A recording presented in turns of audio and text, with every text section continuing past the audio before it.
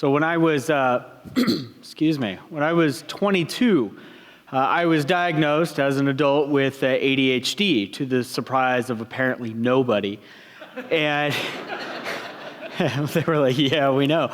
And one of the features of that is if you give me a long list of things, information or whatever, I am gone by item number 3. And if you know me really well, you'll see it. Blah, blah, blah, and then I'm just squirrel, let's go ride bikes or something. So when I hear it being read or I read something like this of Paul, where he's giving these nice aphorisms, these wise sayings, it's like, okay, yeah, and then I'm gone. So I think one of the ways to work against that is to set what we've just heard read into some kind of context, because we'll see that Paul has something in mind. He's not just, coming up with these nice sayings. I mean, and they are nice sayings. If everybody followed those, then the world would be a lot better. But he has a narrative or a story in mind. So we're going to talk first about why he wrote this huge letter, the book of Romans, in the first place. And then we'll see how this plays or how this works together with our reading. Now, for Paul writing the book of Romans, he did it because some years before, the Roman Emperor Claudius had booted all of the Jewish people out of the city of Rome. And he did it, we learn, from a Roman writer named Suetonius, because a rift or a disagreement had formed within the Roman Jewish community. Now, Suetonius writes it was because of this guy named Chrestus. And there arose such a disagreement that things were becoming unsettled. And in a festering, overcrowded city like Rome, the last thing you need is a group that's reasonably sized of starting to fight with each other. That's just a recipe for disaster. Now, Chrestus, if you kind of listen carefully, most scholars believe is actually a reference to Christ. Which means that this gospel, the message that God had sent his Messiah, Jesus, and God proved that he was the Messiah by raising him from the dead, that God is doing something new, he is forgiving sins, raising people to new life, that good news or gospel had made its way to Rome, and it was causing problems among these Jewish people. So, Emperor Claudius kicks him out. Now, who doesn't get kicked out are the Gentile followers of Jesus, so Greek and Roman types who believe in the Jewish Messiah and follow him and worship him. They get to stay. And they get to stay, they practice their faith, they follow and love Jesus, they meet together in house churches, they say their prayers, they minister to each other. Now, eventually, Emperor Claudius dies, and the Jewish people are allowed to return to Rome. And this creates a problem. Because first off, Jewish people and Gentiles in ancient history do not get along with each other. The Gentiles, Greeks and Romans, they worship Zeus or Aphrodite or Mars or whomever, and their lives are filled with all kinds of, we'll just say, interesting moral decisions. Use your imagination and then bleach your imagination, because that was the world in which they lived. And then, on the other hand, you have Jewish people who were, in general, they kept separate. They do not eat certain things. Romans loved pork, actually, and that's obviously not kosher, literally. And the Jews were raised to believe in only one God, the one true God. And the worst thing you can do is worship other gods. And they kept themselves separate, and they lived very moral lives, good moral lives. And so these two groups do not interact until you get Jesus involved. And so when these Jewish Roman people who follow Jesus return to Rome, now these Gentiles who follow Jesus too and who have done it for quite some time on their own are now group back together with these Jewish people, these Gentiles and Jews. They've got to figure out how to make this work. It's, to quote a movie, it is cats and dogs living together, mass hysteria. Nobody knows that quote. Go watch Ghostbusters, guys. Oh, my heart is broken. Anyway, so Paul writes this letter called the letter to the Romans to help them figure out how to make this work, to live unified under Jesus. And his basic argument, it's a very complicated book, is that first off, and this is true for us too, both Jew and Gentile stand guilty and culpable before God. Perfect God, perfect standards. The Gentiles don't meet those standards, obviously, and neither do the Jewish people. Now, Paul is writing as a Jewish person. This is an internal debate. He's saying that we've got the law, and yet we still couldn't follow it. So we all stand guilty before God. And God sent his son, Jesus. This is divinity incarnate, the divinity itself, with skin and eyelashes and hair, wearing sandals, is sent to earth. And when he goes to his grave, when he is crucified, all of that guilt goes into the grave with him. Your guilt, my guilt, Jewish guilt, Gentile guilt, all dies with Jesus. And when God raised Jesus from the dead, he started something new in human history. That this wasn't just a one-time thing, but that same animating spirit, that same new life, actually now lives in Emerson, which we just witnessed, and it lives in you who follow Jesus. So he's saying that, all right, we're all guilty, we are all under this Savior, therefore we are unified. God has created a new family, like a blended family, Jew and Gentile. And this was a radical thought back then, and it still is today. The best example I can come up with, and I might have used this before, is like imagine a community that lived under ISIS or Al-Qaeda or the Taliban, just pick your poison, and for whatever reason they are liberated from that. They're dropped down in Orange, California, and even though they supported their regime, they now come to know Jesus. That would be amazing. And then they settle here at St. Paul's. That would be amazing. It would be a miracle. But let's not kid ourselves how complicated that would be.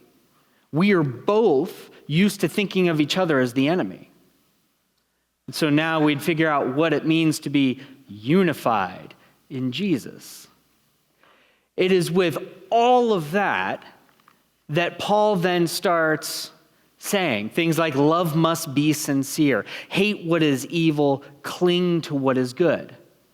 Now, I don't know a person in the world who would disagree with that. We may disagree about what exactly is evil and good or what it means to love, but this is a good thing. So he's saying, all right, you've got all this, you are united under Jesus, Jesus died for both of you, therefore, hate what is evil, cling to what is good. All right, we've got that. Okay, thanks, Paul. Be devoted to one another in love. Honor one another above yourselves. Slow down. In my heart of hearts, do I really want to honor somebody else above myself? It depends. Depends on what my needs are, or how tired I am, or where I am in life. This is harder. But he is saying that you guys are marked by Jesus. This is who you are. This is what you do. This is how you live in unity. And the church, us, we are a unique thing in the modern American experience. Like, when you walk into this church, you are surrounded by people who are at least trying to honor you and care about what you need and where you are in life. Now, that does not mean we do it perfectly. By any means, nobody does, nobody will. And there are some people that struggle more with this, but ostensibly you are now sitting amongst a whole bunch of people who are attempting to love you and care about where you are and what's going on in your life. Can you think of any other place, any other experience that you have in life where that is true? No. Because we live under the Messiah who died for us and was raised from the dead. And so this is who we are. This is what we do. Be joyful in hope, patient in affliction, which is not easy, faithful in prayer, share with the Lord's people who are in need, practice hospitality. Again, this is who we are. This is what it means to follow Jesus and live unified amongst each other, which is a challenge, because if you take people, at least a group more than one, and put them all together, it's just a matter of time before we start irritating each other. But he is saying, share with each other. Care about our needs. Joyful in hope, patient in affliction, faithful in prayer. Bless those who persecute you. But I don't want to. Bless and do not curse. No, I'd rather do that. That's hard. Now, he's not clear about people persecuting you inside the community or out. And some scholars think, and I fall into this category, that Paul senses that it is about to be very difficult for the church in Rome. And so one of his goals for drawing them together in unity is because there's going to be a wave of persecution, and life is about to get really dark. And we know from history he was right. So bless those who persecute you. Bless and do not curse. Doesn't matter if it comes from, inside or out. Rejoice with those who rejoice. Mourn with those who mourn. Live in harmony with one another. Do not be proud, but be willing to associate with people of low position. Do not be conceited. So a lot of this is check your ego at the door. Care about the needs of each other. If somebody is persecuting you for whatever reason, do not return that, but pray for them.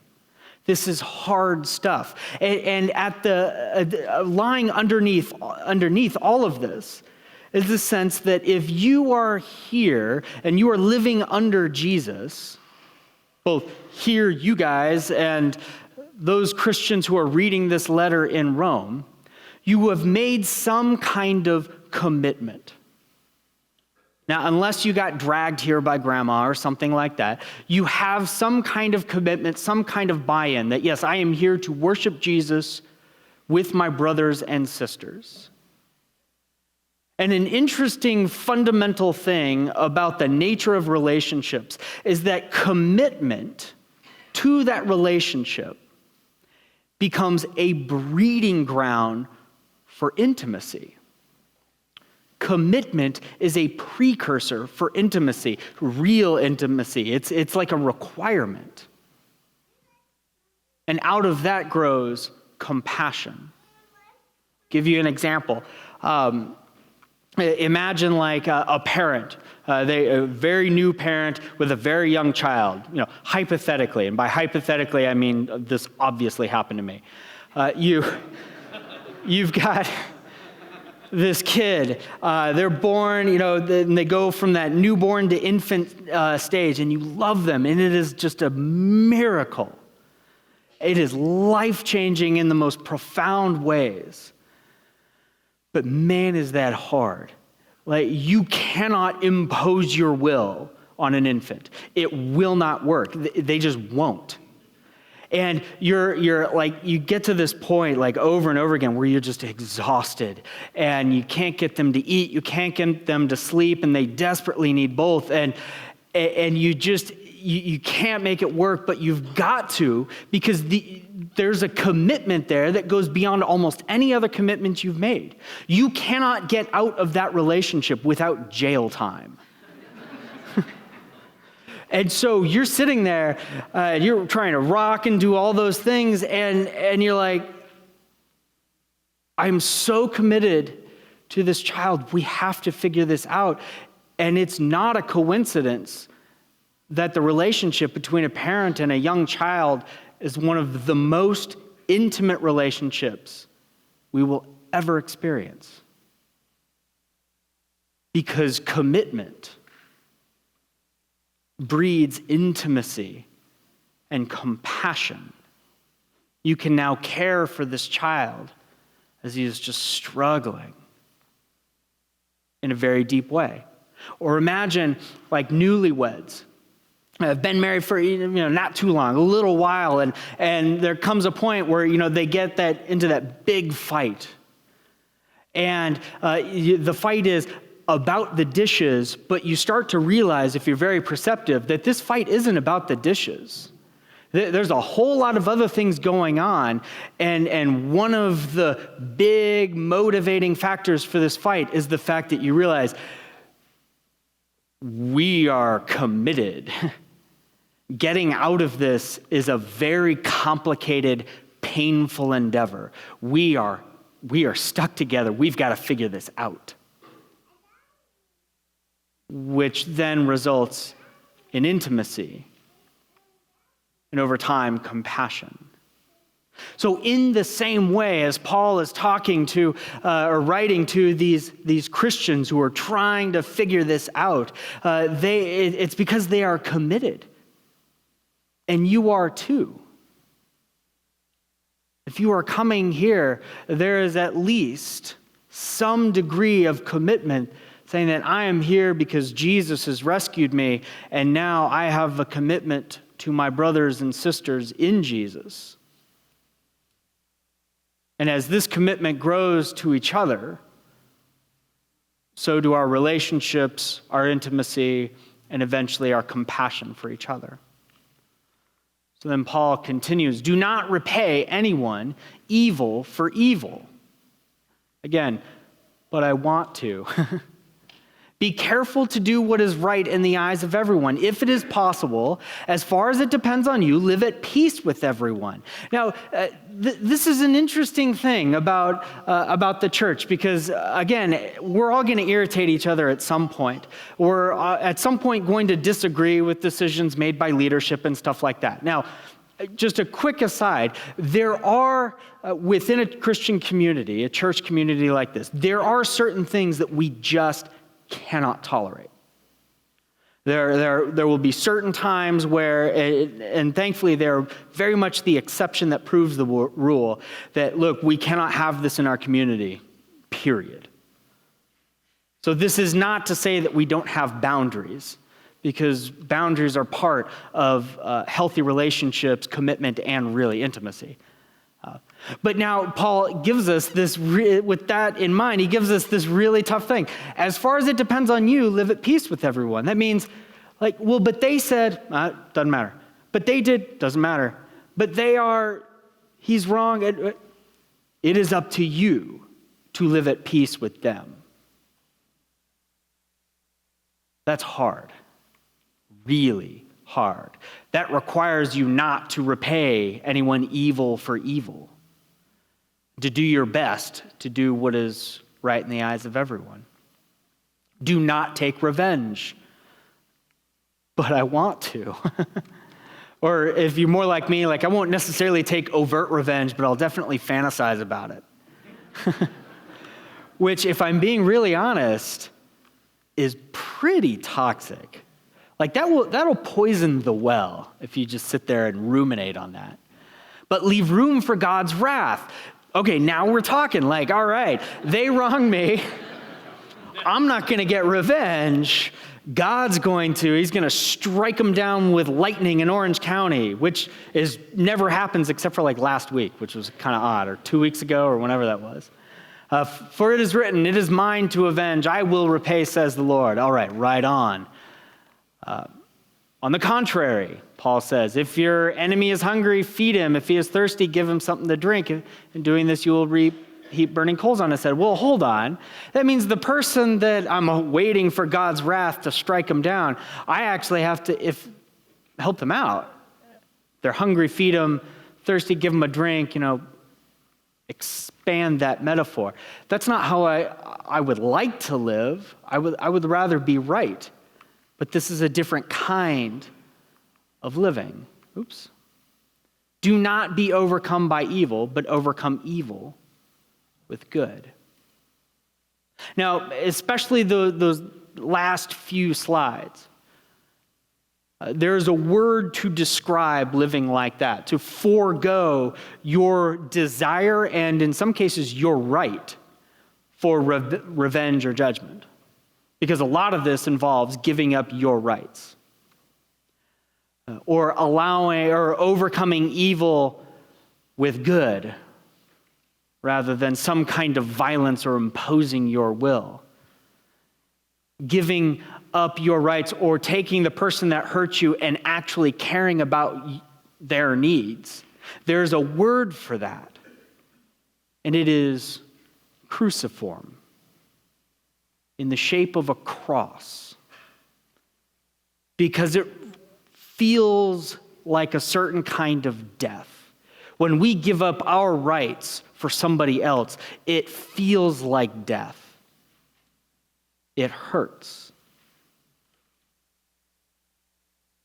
But it is the exact kind of life that Paul is writing and praying for amongst his community, and the same is true for us, because we all live and are unified under this Jesus who took his cross to the grave.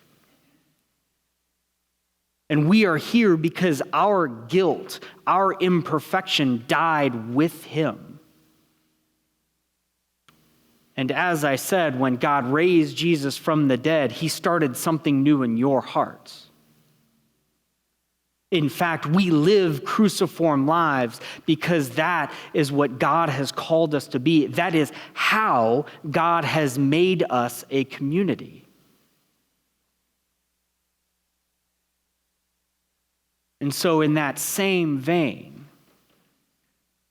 our commitment to each other as people who all stand before God, forgiven and made new by this cruciform Jesus, we are now unified as a family because we are people belonging to the God who raised the dead. Let's pray.